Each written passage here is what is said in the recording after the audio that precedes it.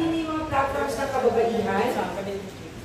Kung mapapansin po ninyo, lahat ng mga platforms natin na nandiyan ngayon ay mga unpopular. Meaning, hindi po lahat ng tao ay gusto siya. Mahirap intindihin at may mga issue sa lipunan po natin. For example po yung divorce. Nandiyan ba yun? Sa ano natin? Hindi dito? Yes. Ay, hindi. Wala dito. Wala dyan. Sa ano na yan? Parang for natin na yan. Ayan. For example po yung divorce. Hindi po ba Catholic nation tayo? No? So, ang hirap na ilang beses na yun. Actually, napasa na siya sa Congress, hindi ba? Tapos, hindi pinirmahan ng mga senators. So, hindi ganun kadali na magpasa ng batas dito sa ating bansa. Noong 2017, na-pass yung SOGI bill natin. Pasado po siya sa Kongreso. Tapos, noong 2019, parang nabitin na siya sa Senate. Hindi na siya ulit. Yes, pero yung early 2000 pa lang, yung SOGI Equality Bill ay pinasa na po ni Senator Miriam Defensor Santiago. Siya po yung pinakauna na nagpasa noon. So, early 2000. So, tama siya. 20 plus years na po. And nabuo yung alyansa namin kung nakipagkita ko sa kanya kasi sabi ko sa kanya, ano ba yung pwede kong matutulong sa mga LGBT? Sabi niya sa akin, sabi ko sa kanya, ano bang pwede kong matulong? Sabi niya, simple lang po ma'am, ang gusto lang po namin, respetuhin kami. Yun lang yung sinabi niya sa akin. Kasi nga, hindi ko akalain na hindi pa napapasa yung SOGI bill natin. So akala ko talaga napasa na siya. So ano ginawa ko, binalangkas ko, kaya nalaman ko yung history. Tapos ngayon, ang ipopropose po natin para less polarizing siya. Kumbaga, para hindi siya masyadong paginitan pagdating sa Senate is gagawin natin siyang general, yung ating batas. Parang anti-discrimination act lang siya. Tapos ipapasok natin sa loob ng batas yung mga LGBT. So, magiging para sa lahat na po yung anti-discrimination natin. So, baby steps lang po tayo. Para at least di naman yung para puro pangako lang. Diba? Parang nangyayari yan, baka mamaya puro plataforma na lang yung nangyayari. Diba? Doon sa Quezon City, hindi ako pumayag nung pinangako ko na magkakaroon tayo ng pamantasan ng lungsod ng Quezon or Quezon City University noong 2016 nung tumatakbo pa lang ako. Yun yung platform ko. Hindi ako pumayag na mali-elect noong 2019 nang walang Quezon City University. So ako po yung author po, principal sponsor ng Quezon City University. Kaya po nagkaroon ng State University for ang publikong kolegyo, ang lungsod ng Quezon. Pinatuloy ko naman po yun sa pamantasan ng lungsod ng Quezon. So, pag meron po kayong mga questions, gawin nyo lang po sa akin. Ang actually, araw-araw na lang kasi nasagot ko yung divorce. Pero sa tingin ko, hindi naman yun yung katanong nyo sa akin na yun, Hindi naman siguro yung divorce. Pero kung tatanungin nyo ako yung divorce, isa lang.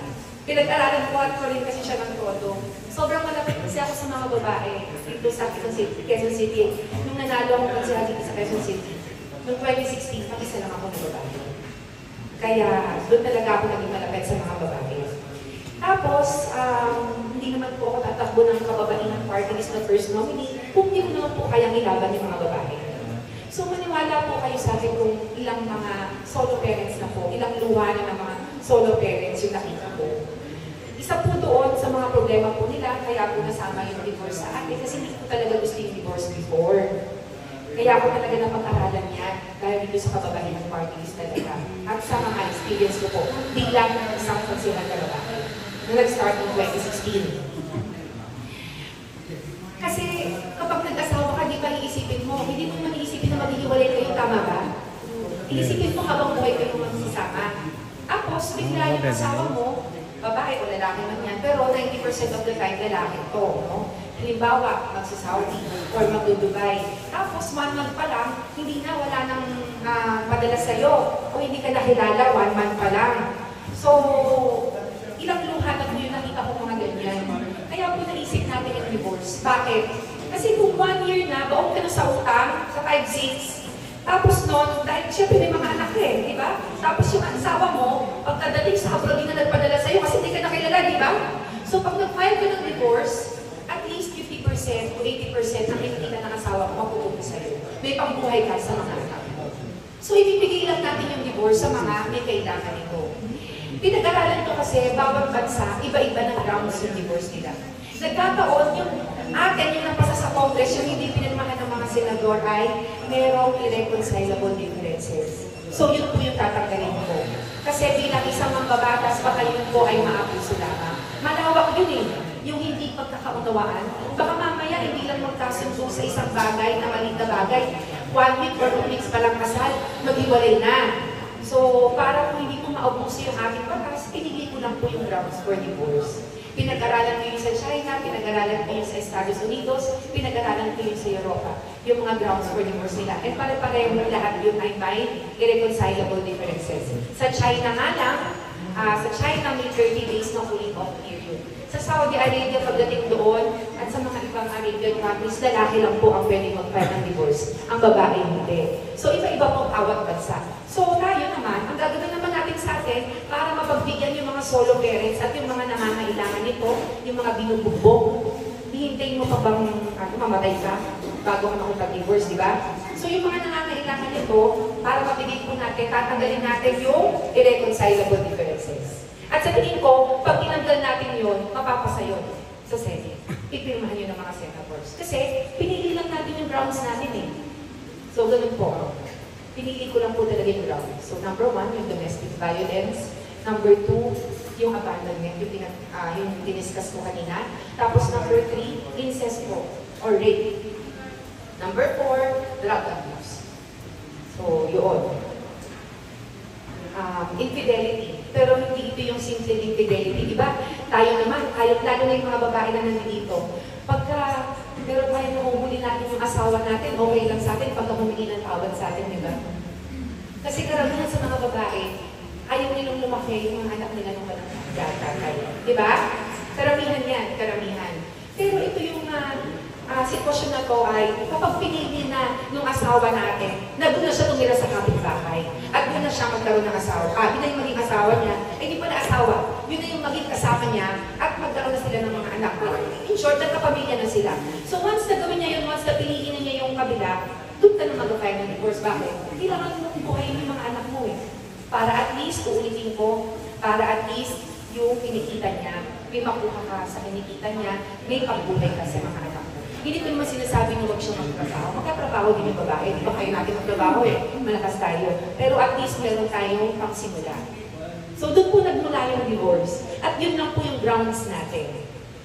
Tapos yung paraan ko rin po para ma-approve ang ating SOGI bill, doon lang po muna tayo mag-start sa Anti-Discrimination Act po natin. So general siya.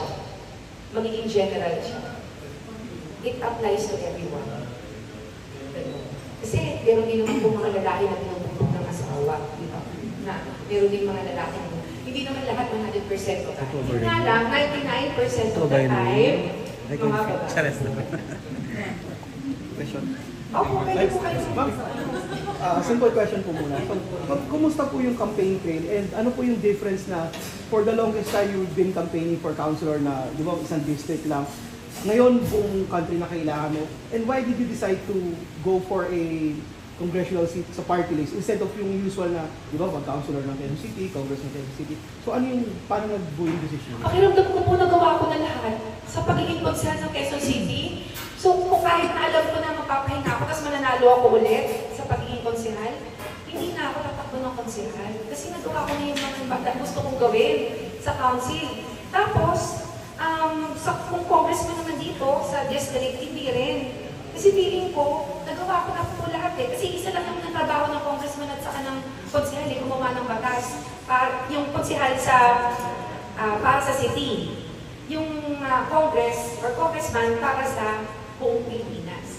So, ako po, gusto ko kong tumutok sa mga babae. Kasi totoo namang marginalized sector ang babae. Hindi po ito party list na ginawa lamang, ganyan.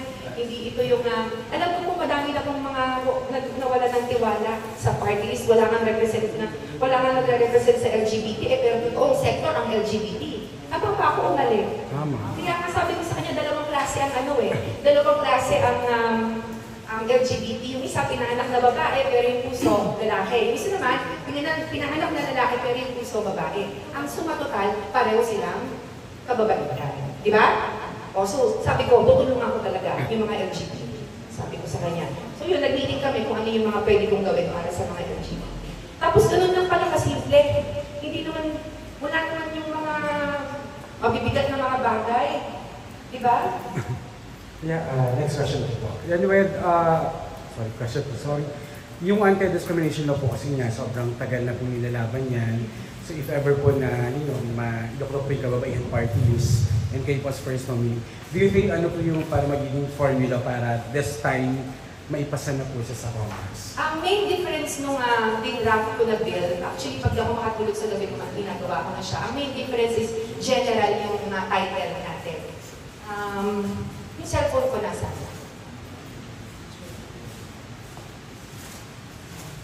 Para precise, magbasahin ko sa'yo.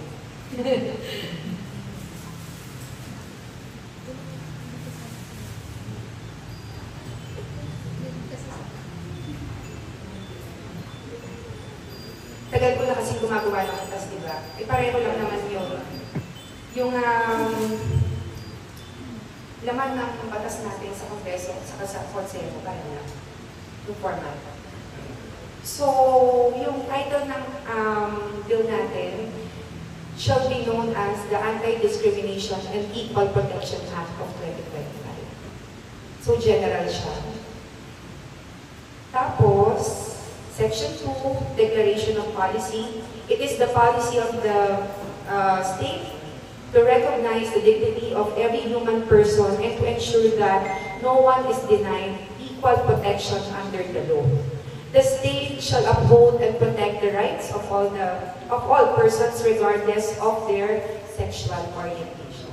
So, dito sa definition of terms, doon ko pinasok yung sexual orientation.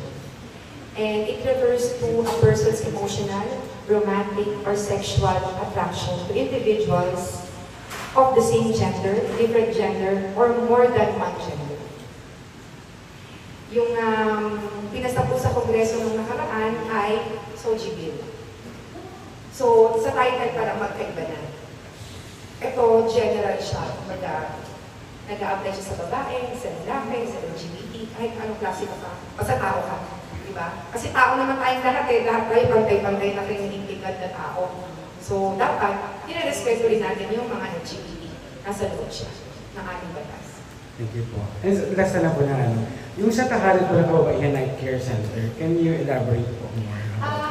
Okay, kasi nakakonsentrate tayo kung ano yung meron kasing mga nauna po na party list na tumututok sa kababaihan, di ba? Pero more on bawsi sila. Violence against women, di ba? Yun yung kanilang plataforma. Ako naman more on economic empowerment sa mga babae. Kaya natin naisip, tahanan ng kababaihan or night care center kasi madaming mga babae na ang trabaho pang gabi.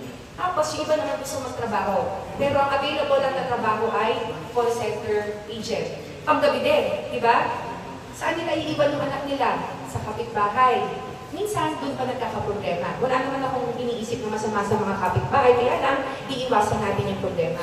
So, dyan sa tahanan ng kababaihan, dyan nila iiwan yung mga anak nila habang nagtatrabaho sila sa gabi. Thank you po.